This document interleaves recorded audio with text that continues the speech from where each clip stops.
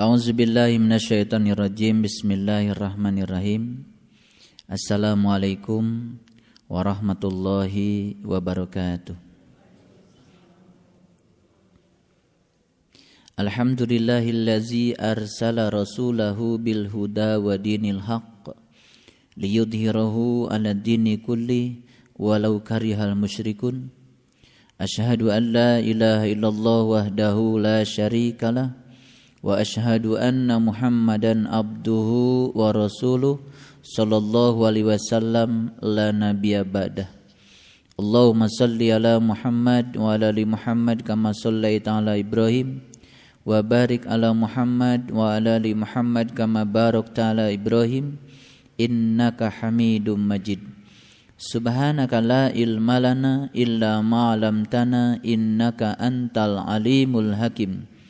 Subhanaka Allahumma rabbana wa bihamdika asyhadu an la ilaha illa anta astaghfiruka wa atubu ilaik. Astaghfirullahaladzim, astaghfirullahaladzim, astaghfirullahaladzim allazi la ilaha illa huwal hayyul qayyum wa atubu ilaik min jami'il ma'asi wa dzunub. La haula wa la quwata illa billahil aliyyil azim. Dengan kesadaran penuh, dengan pengakuan yang sungguh-sungguh, mari kita syukuri bahwa hari ini kita masih diberi hadiah yang bernama kehidupan. Kita masih terjaga dari tidur kita. Dan saat ini kita berada di sini dalam undangan Allah, dalam liputan kasih sayangnya yang tak berhingga kepada kita, sehingga setiap saat kita selalu dibimbingnya untuk selalu berada di jalan Shiratal Mustaqim. Oleh karenanya, mari kita puji Allah bersama-sama membaca hamdalah. Alhamdulillahi Rabbil Alamin. Salawat dan salam mari kita sanjungkan keharibaan baginda Rasulullah sallallahu alaihi wasallam, manusia teragung sepanjang zaman, suri teladan kita semua yang tidak bisa dibantah lagi, Nabi besar Muhammad Rasulullah sallallahu alaihi wasallam. Seraya bersalawat padanya, Allahumma sholli ala sayyidina Muhammad wa ala ali sayyidina Muhammad. Mari kita sertakan Allah ke dalam majelis ilmu ini. Semoga liputan cahayanya yang menerangi kolbu kita, membukakan kecerdasan kita, sehingga saat ini kita bisa kasyaf kepadanya. Terbuka basyirah kita untuk melihat tanda-tandanya yang agung, yang kemudian akan meluluh lantahkan kesombongan dan keakuan kita, sehingga kita menjadi lembut, lentur.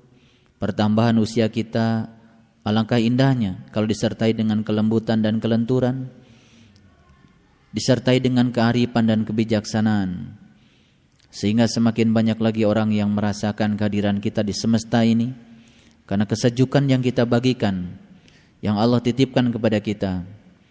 Karena kita sudah berjanji menjadi wakil Allah di semesta ini, menjadi wakil Allah yang maha pengasih, yang maha penyayang. Oleh karenanya kita sapa asma Allah dengan kelembutan dan cinta, seraya membaca basmalah. Bismillahirrahmanirrahim. Salah satu masalah besar manusia di semesta ini adalah karena manusia sering mencoba untuk mengendalikan sesuatu yang di luar dirinya, yang sesungguhnya itu bukan kendalinya dia. Itu sebabnya manusia sering terjebak di dalam suatu persaingan. Lalu dia terus-menerus bersaing, dan akibat bersaing sering melakukan tindakan yang terburu-buru, merasa di belakang kita ada sesuatu yang sedang mengejar kita. Lalu kita terjebak oleh target-target kehidupan, yang target-target itu semakin memerosokkan kita pada lembah-lembah kekecewaan. Sehingga manusia mengizinkan dirinya untuk selalu berada dalam situasi yang gamang, rasa takut, rasa kecewa, rasa cemas senantiasa diizinkan berada di dalam dirinya. Karena hidup dalam keadaan bersaing sehingga manusia akan terjebak dalam persaingan. Tidak sedikit di antara manusia yang tidak pernah merasa bersalah menyakiti orang lain, melukai orang lain, karena dia yang paling penting bisa mencapai apa yang dia inginkan. Lalu dia terjebak dalam suatu keinginan di mana dia harus berada pada posisi menang terus-menerus. Dan ketika dia menang, dia bahagia yang luar biasa, dan ketika dia kalah, dia merasa sedih yang luar biasa. Lalu dia diombang-ambingkan dalam dualitas yang tak menentu, sehingga kedamaian menjadi jauh dari dirinya.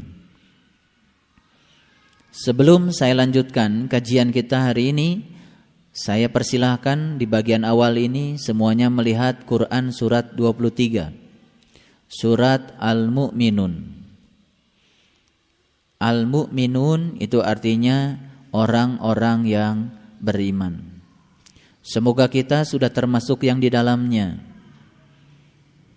orang-orang yang beriman. Di awal pertemuan ini saya akan mereview sedikit satu ayat yang sangat luar biasa di Quran surat Al-An'am. Allah berfirman, allazina atainahumul kitab ya'rifunahu kama ya'rifuna abna'ahum. Orang-orang yang kepada mereka sudah diberikan kitab, baik kitab yang tertulis maupun kitab yang tak tertulis. Kita harus mengenal kitab itu seperti kita mengenal anak-anak kita. Ya'rifunahu kama ya'rifuna abna'ahum. Pertanyaan yang paling mendasar sekarang adalah, apakah saat ini kita sudah mengenal Quran seperti kita mengenal anak-anak kita? Seandainya saat ini kita belum mengenal Quran seperti kita mengenal anak-anak kita, itu artinya kita akan terjebak pada situasi yang kedua. Alladzina khasiru anfusahum fahum la yu'minun. Dan orang-orang yang senantiasa melakukan tindakan yang merugikan dirinya sendiri, maka orang-orang yang seperti itu tidak layak disebut sebagai orang yang beriman. Oleh karena itu, sebagai orang yang beriman, selayaknya setiap saat mengizinkan dirinya untuk senantiasa melakukan tindakan-tindakan yang menguntungkan dirinya sendiri. Menguntungkan diri sendiri bukan berarti menguntungkan secara materi dengan melukai orang lain, tetapi mengizinkan setiap saat dirinya selalu berada di dalam keadaan suci jiwanya, karena hanya orang yang bisa menjaga kesucian jiwa itulah orang-orang yang beruntung. Makanya Allah menegaskan, qad aflaha man zakkaha wa qad khaba man dasaha. Beruntunglah orang yang senantiasa menjaga kesucian jiwanya dan terus berjuang untuk selalu menyucikan jiwanya, dan merugilah orang-orang yang senantiasa mengotori jiwanya. Saya persilahkan semuanya melihat Quran surat Al-Mu'minun ayat 104 terlebih dahulu.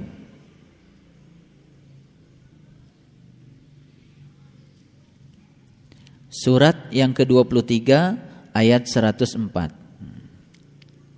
Talfahu wujuhahum annaru wa hum fiha kalihun. Sudah? Talfahu wujuhahumun nar wa hum fiha kalihun.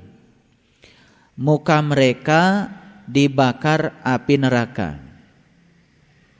Saya mau tanya, kira-kira muka siapa yang dibakar api neraka? Ya tentu saja mukanya orang-orang yang mengizinkan mukanya terbakar. Siapa orang yang mengizinkan mukanya terbakar? Ya tentu saja orang-orang yang mengizinkan dirinya ya terlukai ketika dilukai orang lain. Orang-orang yang mengizinkan dirinya terbakar ketika dibakar orang lain. Contoh yang sederhana, orang-orang yang mengizinkan dirinya marah ketika dimarahi orang lain. Orang yang mengizinkan dirinya sakit hati ketika disakiti oleh orang lain. Ini perwujudan dari orang-orang yang belum bisa berkuasa di bumi kecilnya karena dia masih sering menjadi orang lain. Artinya dia sering menggadaikan dirinya menjadi orang lain, tidak menjadi dirinya sendiri. Artinya dia sering menjadi berubah dengan apa kata orang tentang dirinya. Nah, orang yang semacam ini artinya orang yang belum berkuasa penuh di bumi kecilnya.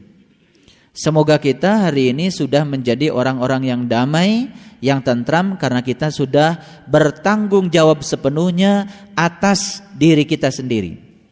Kebahagiaan itu tidak bergantung pada yang di luar diri kita, karena sepenuhnya bergantung pada situasi yang kita ciptakan di dalam diri kita sendiri. Dan situasi itu sebetulnya bisa diciptakan oleh kita karena kita sudah diberi kuasa untuk menjadi khalifah di bumi kecil kita. Nah, kekuasaan yang Allah berikan selama ini kepada kita tidak kita gunakan sepenuhnya, sehingga kita sering mengizinkan diri kita menjadi apa kata orang tentang diri kita. Nah, di dalam ayat lain Allah menyatakan penghuni neraka itu adalah jin dan manusia. Manusia yang mana yang akan menjadi penghuni neraka? Tentu saja manusia yang mengizinkan dirinya untuk menjadi kayu bakarnya neraka. Saya ingin mengutip satu ayat dulu di Quran surat Al-Lahab. Allah menyatakan tabbat yada abi lahabi wa tab ma agna anhu maluhu wa ma kasab sayasla nar data lahab wa mraatu hammalatal hatab fi jidiha hablum mim masad. Celakalah kedua tangan Abu Lahab,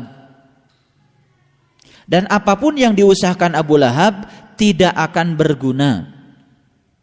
Lalu kemudian istrinya Abu Lahab sibuk mengobarkan api, menebarkan kayu bakar. Siapa istrinya Abu Lahab dan siapa Abu Lahab? Abu Lahab itu adalah pamannya Nabi yang sudah diundang oleh Nabi, sudah berbaiat kepada Nabi, tapi ketika diberikan ilmu oleh Nabi untuk mengantarkan dirinya kepada Allah, saking ceteknya itu ilmu, Abu Lahab berkata kepada Nabi, "Ya Muhammad, hanya untuk ini saya dikumpulkan." Dan setelah itu kemudian Abu Lahab menolak mentah-mentah ilmu Allah yang dititipkan kepada Nabi, yang disampaikan kepada dirinya. Makanya celakalah kedua tangan Abu Lahab, bukan kedua kakinya, bukan kedua telinganya, bukan kedua matanya, tapi celakalah kedua tangan Abu Lahab. Ketika Abu Lahab tidak lagi mau menggunakan kedua tangannya untuk memberdayakan dirinya, untuk memberdayakan Al-An'am,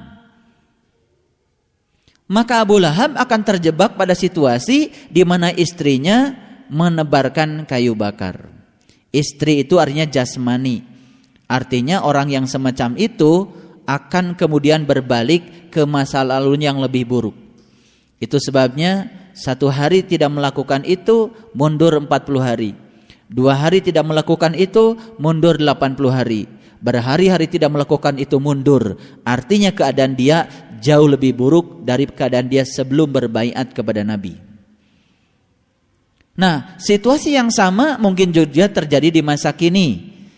Untuk mereka-mereka yang pernah berbaiat kepada para penerus tugas kerasulan, mereka harus memiliki tanggung jawab yang penuh atas dirinya sendiri. Jangan sampai mengalami situasi seperti Abu Lahab, yang kemudian istrinya, istri itu artinya jasmaninya, dia akan terjebak pada urusan-urusan jasmani yang tiada habisnya.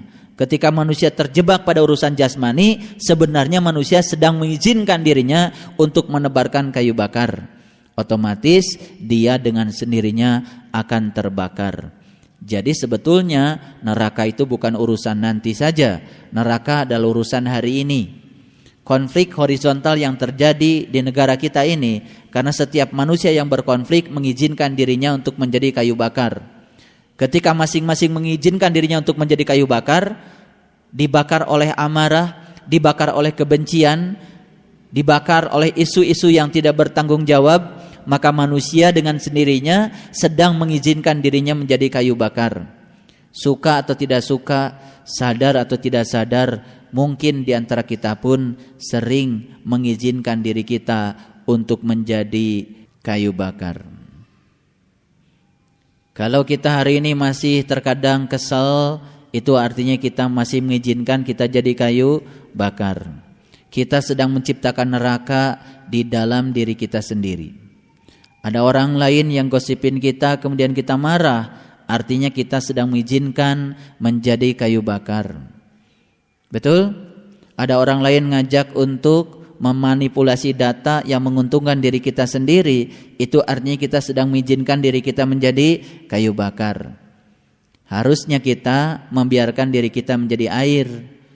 Makanya beda orang yang di dalam dirinya air dengan orang yang di dalamnya kayu bakar. Orang yang di dalam dirinya air itu sejuk. Makanya surga selalu saja dilambangkan dengan sungai yang di bawahnya air.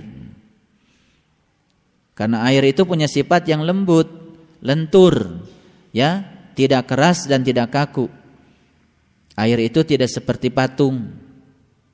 Semoga kita hari ini sudah menjadi ma'ul hayat, air-air kehidupan yang bukan sekedar menghidupi diri kita sendiri, tapi kita sudah bisa menghidupi banyak orang, mencahayakan diri sendiri dan mencahayakan banyak orang.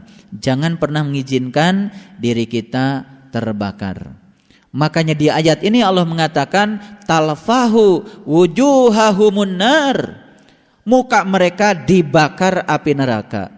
Banyak orang yang menyangka kalau ini urusan nanti, ini urusan sekarang. Coba lihat orang yang sedang marah, serem, karena dia mengizinkan mukanya dibakar oleh api neraka. Lalu api nerakanya dari mana? Api nerakanya dari dalam dirinya sendiri. Neraka ada di dalam kok. Mau dihidupkan itu api, ya, mau dimatikan itu api, ya terserah. Ketika seseorang itu jauh dari air, jauh dari kelembutan, pasti dia dekat dengan api. Nah, pertanyaannya sekarang bagi kita sering dekat dengan api atau sering dekat dengan air? Kalau dekat dengan api, kita mudah terbakar. Itu artinya kita sedang mengizinkan diri kita menjadi kayu bakar. Kapan itu? Bukan urusan nanti, itu urusan kita saat ini. Makanya kalau orang sedang marah, wajahnya serem. Semua orang biasanya menghindar, betul.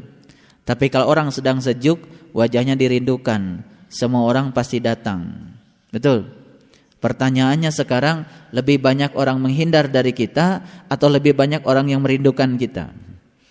Kalau hari ini keadaan kita masih saja setiap orang takut datang dengan kita, karena takut dengan kata-kata kita, takut dengan perangai kita, artinya kita masih menebarkan kayu bakar.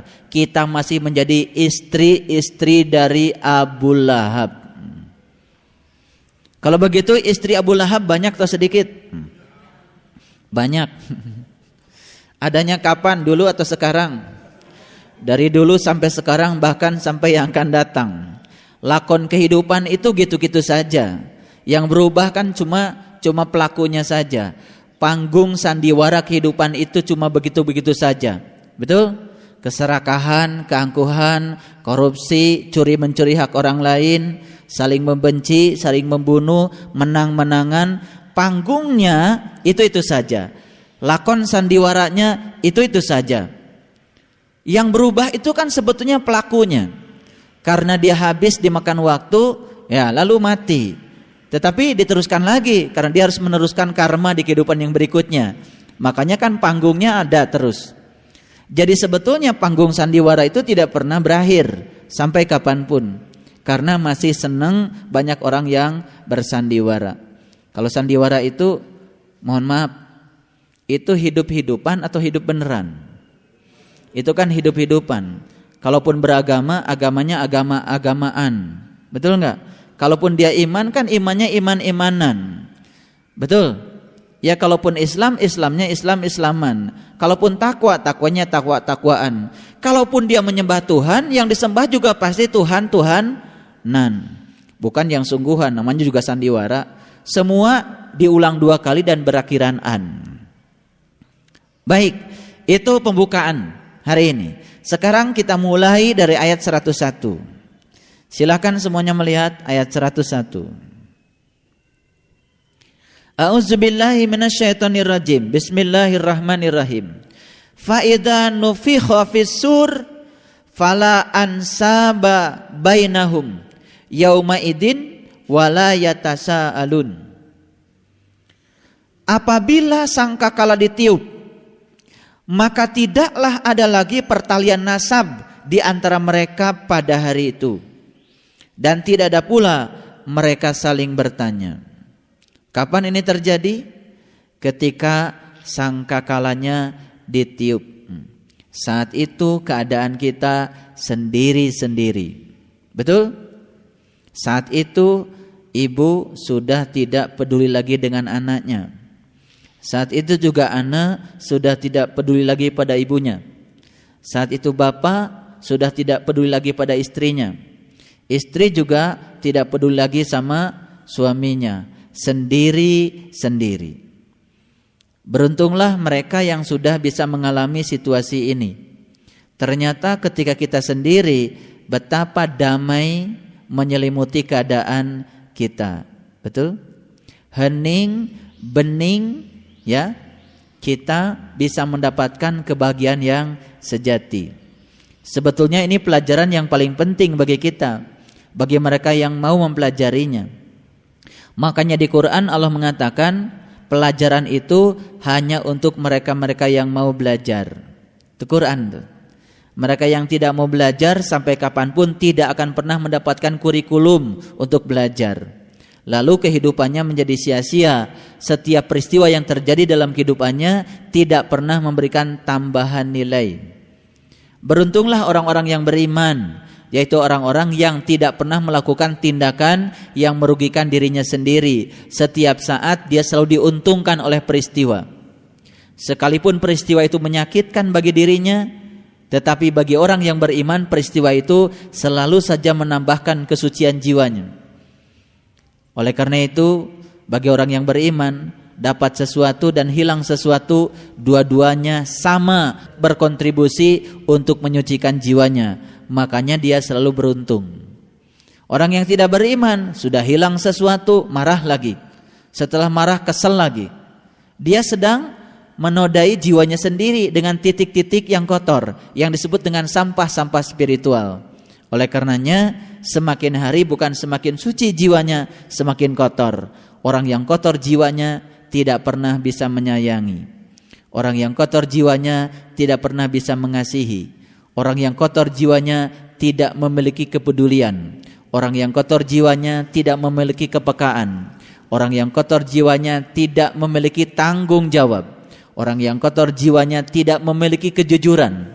Orang yang kotor jiwanya hanya mementingkan dirinya sendiri. Itu sebabnya ukuran agama sebetulnya adalah kesucian dan kekotoran jiwa. Bukan soal berapa kali umroh, bukan soal berapa kali haji, bukan soal berapa kali dalam seminggu ngaji, bukan soal berapa juz ayat yang kita hafal, bukan soal berapa ribu hadis yang kita nalar, bukan soal berapa lama tinggal di pesantren, bukan soal berapa lama kita setiap malam bangun untuk tahajud. Itu semua adalah sarana-sarana saja untuk mengantarkan kita pada kesucian. Alangkah ruginya orang-orang yang sepertinya dia melakukan tindakan agama tetapi masih saja kotor jiwanya. Lihat dari apa? Lihat dari kebijakan dan kearifannya. Lihat dari kedewasaan spiritualnya. Jadi Bapak Ibu, pada saat sangkakala ditiup, maka tidak ada lagi pertalian nasab di antara mereka pada hari itu. Jadi kalau kita baca ayat ini, sebetulnya secara ruhani kita ini tidak ada pertalian nasab. Pertalian nasab kita bukan dengan manusia. Pertalian nasab kita langsung dengan Allah. Karena kita bagian dari dirinya yang pernah ditiupkan kepada kita. Fa idza sawaituhu wa nafakhtu fihi min ruhi faqa'u lahu sajidin.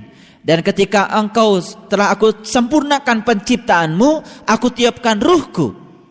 Jadi sebetulnya pertalian nasab secara rohani bukan dengan anak-anak kita, bukan dengan keluarga kita. Makanya aneh kan, ada orang yang bertanya pada saya, "Bapak, nanti kalau saya mati, apakah saya masih berkumpul dengan keluarga saya?" Itu pertanyaan kemelekatan. Itu pertanyaan kemelekatan, karena dia tidak mau berpisah dengan yang dia melekat padanya. Maka Nabi Muhammad kan dibiarkan oleh malaikat Jibril. "Ya Muhammad, silahkan kau cintai apa saja yang ingin kau cintai. Tapi ingat, suatu saat akan berpisah dengan yang kau cintai." Pertanyaan itu sebenarnya pertanyaan kemelekatan.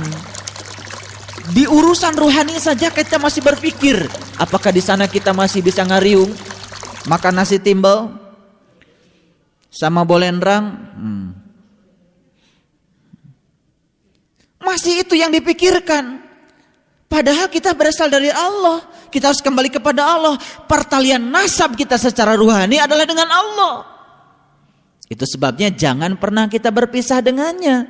Makanya Allah bilang, "Wa'tasimu bihablillahi jami'a." Hai manusia, jangan pernah kau berpisah dariku. Bergabunglah, berjamalah selalu denganku, dengan habelku. Habel itu artinya tali. Jadi tali Allah itu apa? Ya, tali Allah itu adalah ma'rifatullah sebetulnya. Itu sebabnya ma'rifatullah itu hal pertama dan utama yang harus diperjuangkan dalam hidup.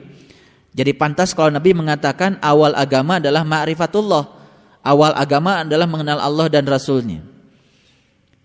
Ini, sekarang kita uji coba. Saat sangkakala ditiupkan, kita masih sibuk dengan pertalian nasab secara jasmani. Kita masih sibuk memikirkan yang di luar diri kita, yang berkaitan dengan urusan-urusan jasmani kita. Bapak Ibu sudah punya pengalaman, apa yang terjadi? Kita tidak pernah sukses melihat diri sejati kita. Kita tidak akan pernah sukses mengenali kitab sejati kita. Padahal Allah mengatakan, "Alladzina atainahumul kitab ya'rifunahu kama ya'rifuna abna'ahum." Harusnya kamu mengenal kitab sejatimu seperti kamu mengenal anak-anakmu. Proses pengenalan itu menjadi tidak sukses ketika pertalian nasab kita masih dalam konteks urusan jasmani.